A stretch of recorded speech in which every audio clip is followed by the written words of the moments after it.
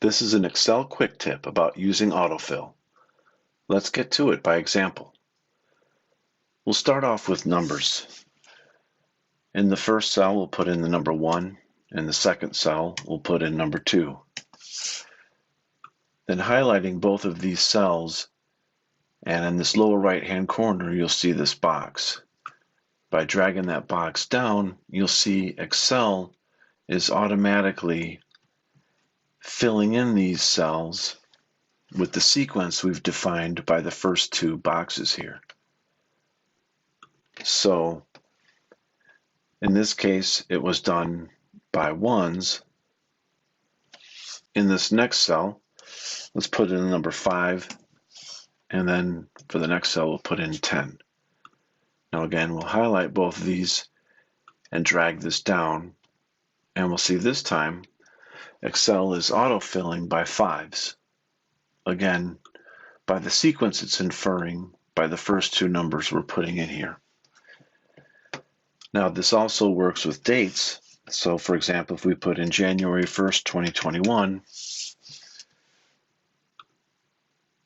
and then drag down, you'll see Excel is autofilling in the dates. Let's go down far enough so that we can get into February, and we see that yes, indeed, it rolls over. It understands the months and the number of days that are in them. So we can do the same thing with time. So let's say, for example, we start at 10 a.m. We'll make the next cell 11.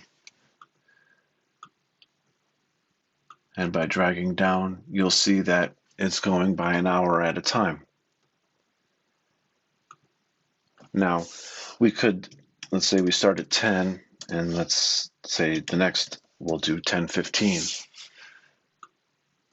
So this is by 15-minute increments, and Excel is filling that in correctly, going by 15-minute increments all the way down. So it works by numbers, by date, by time. So let's take a look and see what happens if we do it by letters. So we'll put in A, B, C, and D. Highlight them all. Now when we drag down, you'll see what's happening here. It's not continuing with E, F, and G. It's just repeating the sequence that we've assigned here. So this doesn't work with letters. Now there is one exception here, and we'll take a look at this in a little more detail in just a minute. But if we were to type in Monday and then Tuesday, spell it right, Tuesday. Now we highlight these, we see that it fills in the weekdays. So we can use the full name for the day. We can also use the first 3 letters, and the same thing will happen. Again, it's auto-filling in the days for us. Now this also works for months. So if we put in January, February, highlight, and we go down, it's filling in the months for us. Just like the weekday names, we could also put in just the first 3 letters of the month, and it'll work as well. So let's go ahead and highlight those, scroll down, and it's filling in the months for us. So I mentioned earlier that this is kind of an exception. So let's take a look at why this works and why these don't work. Well, these happen to be an previously configured list, configured by Microsoft or by the Excel team.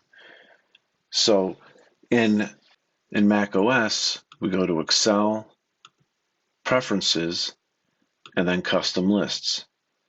And you'll see here are the predefined custom lists, the short weekday name, the full weekday name, short month names, and full month names. So this is a pre-configured custom list. To get the custom list settings in Windows, go to File, and then go down to Options, and then click on Advanced,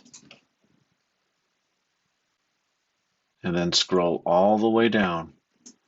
And at the bottom, you'll see the box where it says Edit Custom Lists.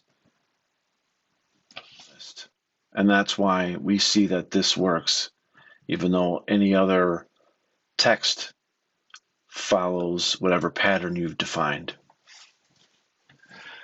So there's one more autofill feature that is really, really neat. We'll type in Steve Stevenson, Andy Andrews, and I'm going to go for third person. How about John Johnson? Oops. Okay, so we've got first name in the first column, last name in the last column. What if we wanted to combine these two in this next column? Excel makes that real easy for us.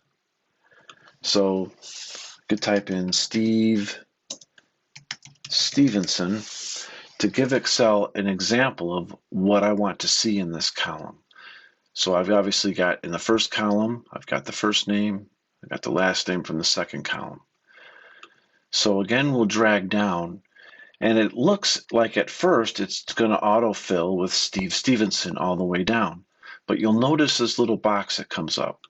So if we click and then choose Flash Fill, watch what happens. It's followed the example I defined here and taken care of the rest of these cells, Andy Andrews and John Johnson. Now we could also do the opposite. So for example, let's say I just wanted Steve here. I wanted the first names from a cell that had both names in it. Put the first name in there. Again, we drop down, click the cell and click Flash Fill, and the same thing happens. Now we could also do last name. Type it in, right? Click the down arrow, Flash Fill. Now one other thing that is kind of neat we could do is, let's just delete all these. So for here, what if we wanted last name first and then comma and then first name? So we type in Stevenson, comma, Steve here. Drag down, Flash Fill, and you'll see that works as well. So that's Autofill and Flash Fill, Excel Quick Tip. Thank you very much for watching. Stay creative.